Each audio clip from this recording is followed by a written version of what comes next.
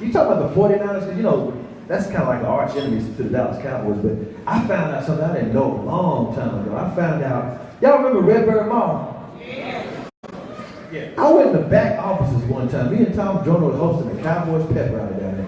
I went in that back office, they had 49 at everything. I don't know, why is this 49?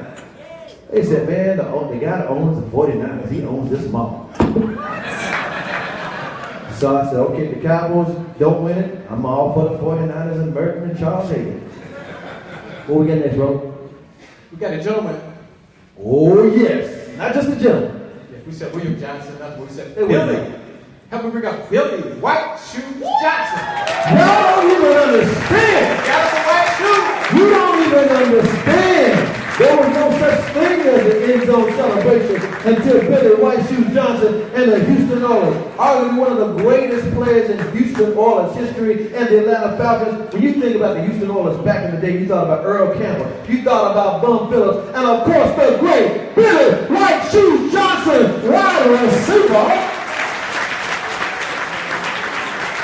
I bet you don't have a pair of black or brown shoes, or red or green.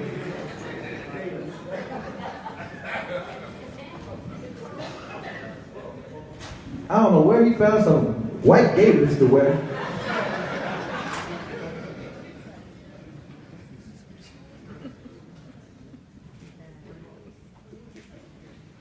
From the Love You Blue, Billy Whiteshoes Johnson.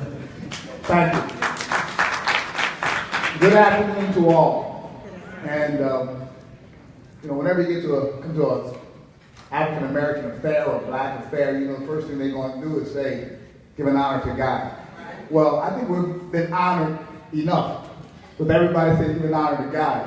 But you cannot be the one that don't say it. So knowing that, I'm going to say I also give an honor to God. And believe me, that's not just in passing, it is the truth. But anyway, guys, I am deeply honored, humbled, privileged, and honored for receiving this award. I want to thank the board, Rod Max, and all those who are involved with the Texas Black Sports Hall of Fame. Because it is deeply, deeply appreciative of all the recipients here today. Also, leave it down. I'm going to dance for you so they can see it. Leave it down. No, I'm joking. But anyway, I want to thank those who came out. Some close friends of mine, Lee Newsom from down in Houston, and Tracy and Caroline Whitaker with their grandchildren, who Tracy and I youth played football together, and it's become 360 degrees, full circle to end up here in Texas. And I'm appreciative of that. I'm not going to be long because there has been a lot said here today. And it's been heartfelt by every individual who was up here.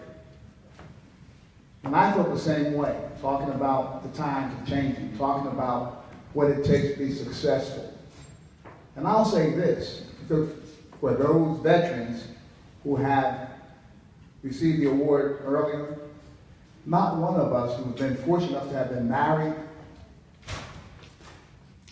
knows that it takes a lot of hard work, a lot of determination, dedication, and discipline, as Cassius would say. And knowing that, I believe that's the basis of why I've been married for 44 years. Not as long as Archie. Not only me, but look at some of the other younger recipients today. Merton, Aaron. They've been married 20 plus years. There's something to say about it. We are not the average statistic when it comes to football and marriages. We by far surpass that. So knowing that, you can see why we've had success on the field. And I would like to mention my wife of 44 years, Barbara Johnson. We met in college. Tell you a funny story about that right away. You know, we were in training camp, and she was the second female class we ever had to come to White, and White used to be a military school. Long story short, I met her at orientation. I told her, hey, who I was, trying to win her over. And I said, we'll be practicing today. So she knew what I was going to be. No, I'm joking. But anyway, she comes out there, and we're at the practice field. And so her and a friend of hers were walking around, and they decided to come to practice and say, hey, let's look at the football team. What's going on down there? So we were practicing, all of a sudden I see these bushes moving around, at that time.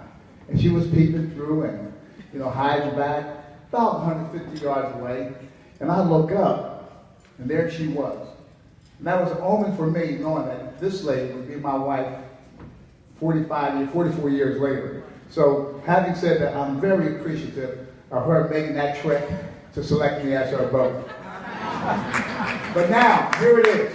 If you want to know more about me, I'm going to keep it real short. If you want to know more about me, Google me, okay? That's all you have to do.